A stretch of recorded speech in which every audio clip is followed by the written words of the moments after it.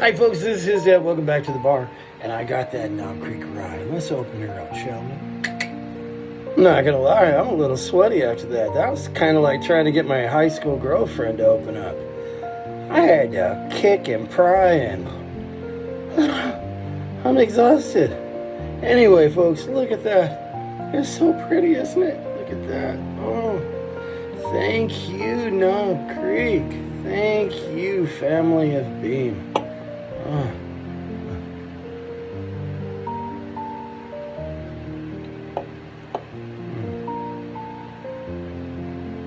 That's wonderful.